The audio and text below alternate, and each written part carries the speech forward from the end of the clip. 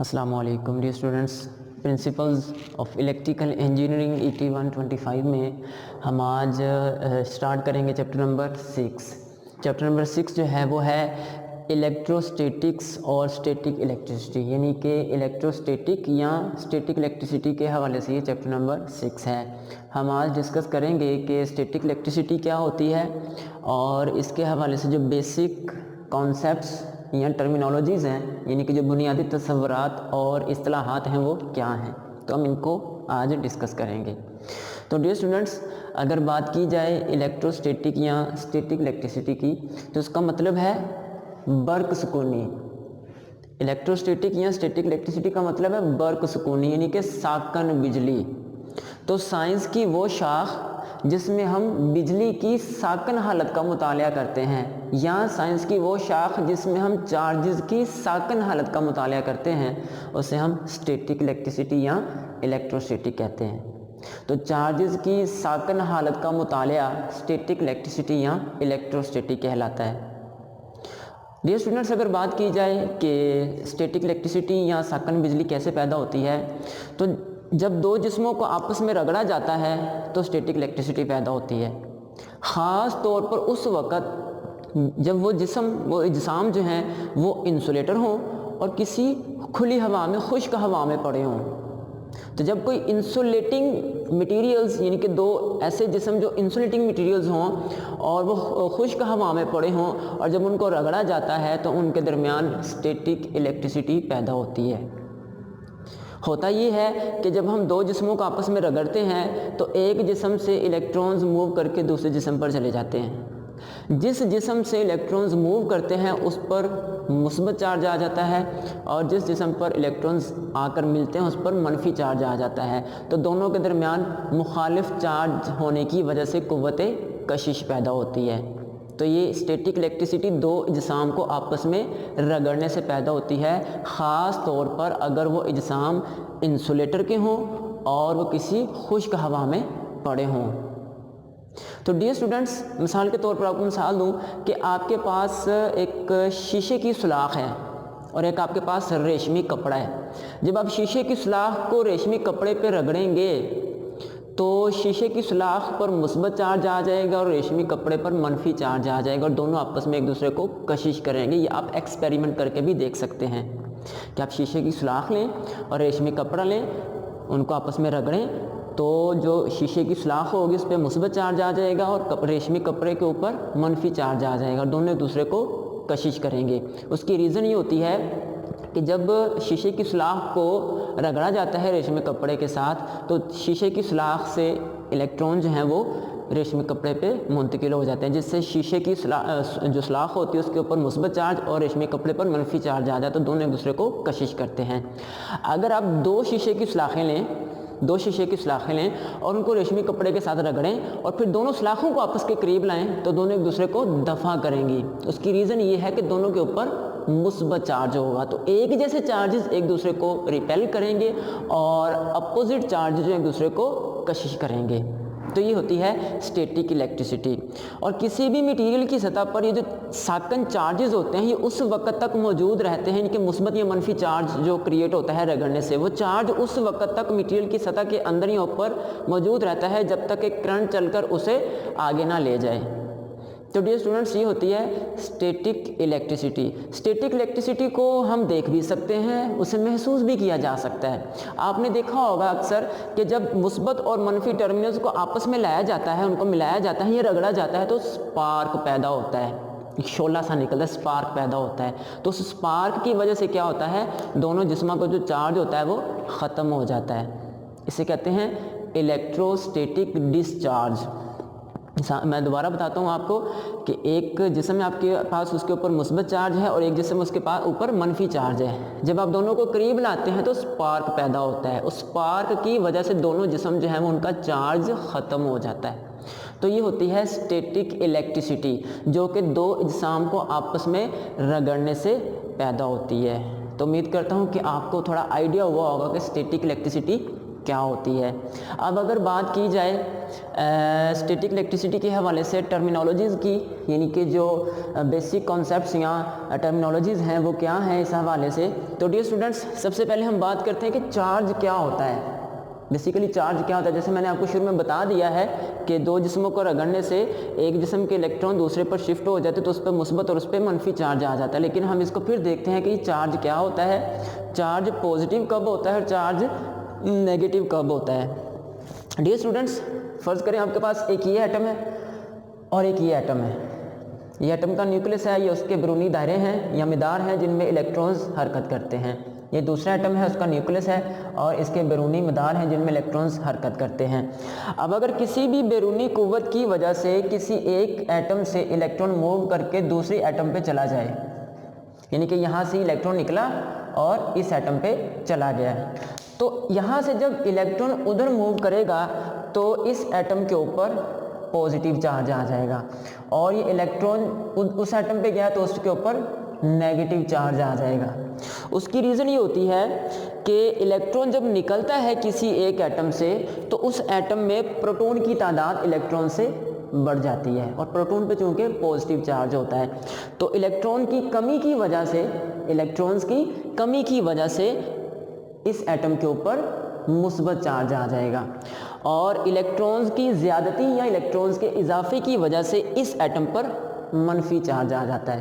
तो किसी एक एटम से इलेक्ट्रॉन्स का निकलना या किसी एक एटम पर इलेक्ट्रॉन का आके मिलना, इस अमल को हम चार्ज कहते हैं, इलेक्ट्रिक चार्ज कहते हैं। ठीक है, अगर इलेक्ट्रॉन निकल रहे हैं तो उस एटम पे मुस्बत चार्ज आ जाएगा और अगर अगर इलेक्ट्रॉन किसी एटम पे जाकर मिल रहे हैं तो उस एटम पर मनफी चार्ज आ जाएगा। दोबारा सुनिएगा कि अगर किसी एटम से इलेक्ट्रॉन निकलेंगे, खारिज होंगे, तो उस एटम पर पॉजिटिव चार्ज आएगा और अगर इलेक्ट्रॉन किसी एटम पे जाके मिलेंगे तो उस एटम पर मनफी चार्ज आ जाएगा।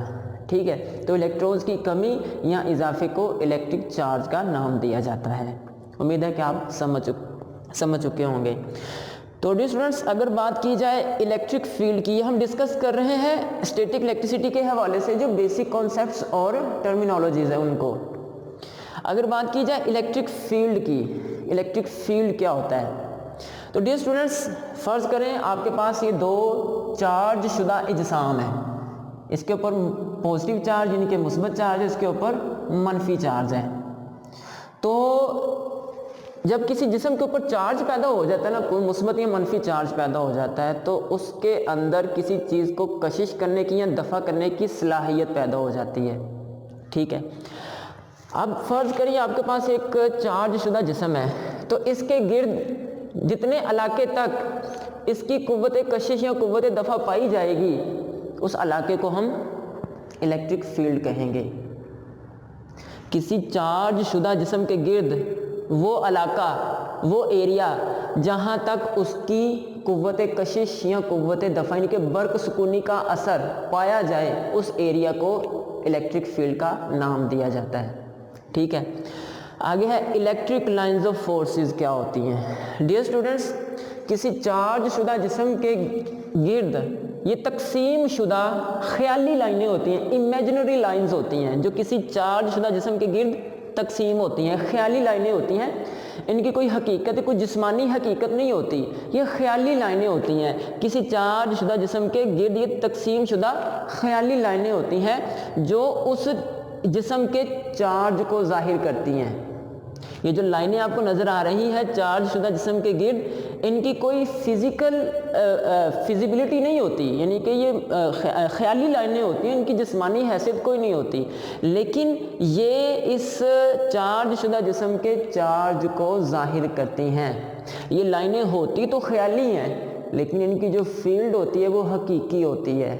तो किसी चार्ज शुदा जिस्म के गिर्द तकसीम शुदा ये जो ख्याली लाइनें होती हैं इनको हम इलेक्ट्रिक लाइंस ऑफ फोर्सेस कहते हैं। ठीक है, इनकी कोई हैसियत, जिस्मानी हैसियत तो नहीं होती, लेकिन ये इनकी जो फील्ड होती है वो हकीकी होती है और ये किसी चार्ज शुदा जिस्म के चार्ज को ज़ाहिर कर रही होती हैं। تو امید کرتا ہوں کہ آپ کو ان کی بھی سمجھ آ چکی ہوگی. اگر ڈیئر اسٹوڈنٹس یہ جو ہمارے پاس یہ الیکٹرک لائنز آف فورسز ہیں ان کی خصوصیات ان کی پراپرٹیز کو دیکھا جائے تو سب سے پہلے نمبر پر یہ جو خیالی لائنیں ہوتی ہیں ان کی کوئی جسمانی حیثیت نہیں ہوتی. اس کی خاصیت یہ ہے کہ ایک تو پہلی بات تو یہ کہ خیالی لائنیں ہوتی ہیں, ان کی کوئی جسمانی حیثیت نہیں ہوتی, لیکن ان کی وجہ سے جو فیلڈ پیدا ہوتی ہے وہ حقیقی ہوتی ہے. ٹھیک ہے. مزید دوسرے نمبر پر یہ جو لائنیں ہوتی ہیں یہ مقناطیسی لائنز آف فورسز کی طرح کلوزڈ سرکٹ نہیں بناتی, کلوزڈ پاتھ نہیں بناتی, بلکہ یہ کیا کرتی ہیں مثبت چارج والے جسم سے شروع ہو کر منفی پہ جا کے ختم ہو جاتی ہیں. مثبت چارج والے جسم سے یہ لائنز آف فورسز نکلتی ہیں اور منفی پہ جا کے ختم ہو جاتی ہیں. یہ میگنیٹک لائنز آف فورسز کی طرح کلوزڈ سرکٹ نہیں بناتی, یہ مثبت چارج والے جسم سے شروع ہو کر منفی پہ جا کے ختم ہو جاتی ہیں. ٹھیک ہے. تو مزید یہ ہے کہ یہ ہمیشہ پیرلل میں چلتی ہیں, ایک دوسرے کو قطع نہیں کرتی. Electric lines of forces parallel چلتی ہیں اور ایک دوسرے کو قطع یعنی کہ کراس نہیں کرتی. یہ کچھ خصوصیات ہیں الیکٹرک لائنز آف فورسز کی. پہلی خاصیت کیا ہے کہ یہ خیالی لائنیں ہیں, ان کی کوئی جسمانی حیثیت نہیں ہوتی. دوسری خاصیت کیا ہے, اگر ان کی جسمانی حیثیت نہیں ہوتی لیکن ان کی وجہ سے جو فیلڈ پیدا ہوتی ہے وہ حقیقی ہوتی ہے. تیسرے نمبر پر یہ مقناطیسی لائنز آف فورسز کی طرح کلوز پاتھ نہیں بناتی, بند راستہ نہیں بناتی, بلکہ یہ مثبت چارج سے شروع ہو کر منفی پہ ختم ہو جاتی ہیں, یعنی کہ یہاں سے نکلتی ہیں وہاں پہ جا کے ختم ہو جاتی ہیں, وہاں پہ داخل ہو جاتی ہیں.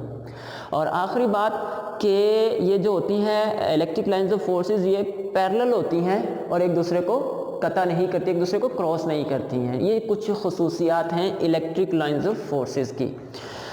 آگے اگر بات کی جائے الیکٹرک فلکس کی تو ڈیئر اسٹوڈنٹس کسی چارج شدہ جسم کے گرد یہ جو الیکٹرک لائنز آف فورسز ہوتی ہیں ان کے مجموعے کو الیکٹرک فلکس کا نام دیتے ہیں. یعنی کہ کسی چارج شدہ جسم کے گرد جو مقناطیسی لائنز آف فورسز جو ٹوٹل فلکس ہوتا ہے اسے الیکٹرک فلکس کا نام دیا جاتا ہے. تو یہ الیکٹرک فلکس ہوتا ہے. اس کے آگے بات کی جائے الیکٹرک فلکس ڈینسٹی کی تو اس کا مطلب یہ ہوتا ہے کہ کسی چارج شدہ جسم کے گرد یونٹ ایریا میں جو الیکٹرک لائنز آف فورسز یا الیکٹرک فلکس ہوتا ہے اسے ہم فلکس ڈینسٹی کہتے ہیں. فلکس ڈینسٹی دوبارہ سنیے گا, کسی چارج شدہ جسم کے گرد اکائی رقبے میں یعنی کہ یونٹ ایریا میں جو الیکٹرک فلکس ہوتا ہے اسے ہم فلکس ڈینسٹی کہتے ہیں. مثال کے طور پر یہ آپ کے پاس چارج شدہ جسم ہے تو اس کے گرد 1 مربع میٹر تک جتنا فلکس ہوگا اسے ہم فلکس ڈینسٹی کہیں گے.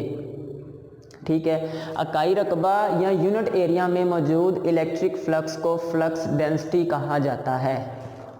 اس کے آگے اگر بات کی جائے الیکٹرک فیلڈ اسٹرینتھ کی تو الیکٹرک فیلڈ اسٹرینتھ یہ اس چیز کو ظاہر کرتی ہے کہ کسی چارج شدہ جسم کا فلکس کتنا مضبوط ہے, اس کی طاقت کتنی ہے, وہ کسی چیز کو کتنی طاقت سے کھینچ سکتا ہے یا دفع کر سکتا ہے. تو بنیادی طور پر یہ جو الیکٹرک فیلڈ اسٹرینتھ ہوتی ہے یہ کسی چارج شدہ جسم کے اوپر موجود چارج کو ظاہر کرتی ہے, کسی ایک پوائنٹ پر چارج کو ظاہر کرتی ہے کہ اس کے اوپر کتنا چارج ہے. تو ڈیئر اسٹوڈنٹس یہ کچھ ٹرمینالوجیز تھیں, کچھ اصطلاحات تھیں, کچھ بیسک کانسیپٹس تھے جو اسٹیٹک الیکٹریسٹی کے حوالے سے آپ کے سامنے بیان کیے گئے ہیں. تو ڈیئر اسٹوڈنٹس اگر مزید تھوڑا سا ڈسکس کریں اسٹیٹک الیکٹریسٹی کو تو اگر ہم دو مخالف چارج والے جسام کو آپس میں قریب میں لاتے ہیں, مطلب ایک جسم یہ ہے اس کے اوپر پازیٹیو چارج ہے اور ایک جسم یہ اس کے اوپر نیگیٹو چارج ہے, تو جب ان دونوں کو قریب لایا جاتا ہے تو دونوں ایک دوسرے کو کشش کرتے ہیں. مخالف چارج ہمیشہ ایک دوسرے کو کشش کرتا ہے, اور اگر ایک جیسے چارجز کو پاس پاس لایا جائے تو دونوں ایک دوسرے کو دفع کرتے ہیں, ریپیل کرتے ہیں. تو اس کا مطلب یہ ہوا کہ مخالف چارجز ایک دوسرے کو کشش کریں گے اور ایک جیسے چارجز ایک دوسرے کو ریپیل کریں گے. تو ڈیئر اسٹوڈنٹس یہ تھا آج کا لیکچر. اس میں ہم نے تھوڑا سا انٹروڈکشن لیا اسٹیٹک الیکٹریسٹی کا اور اس حوالے سے جو بنیادی اصطلاحات تھیں ان کو ہم نے ڈسکس کیا ہے. آج کے لیے اتنا ہی. اللہ حافظ.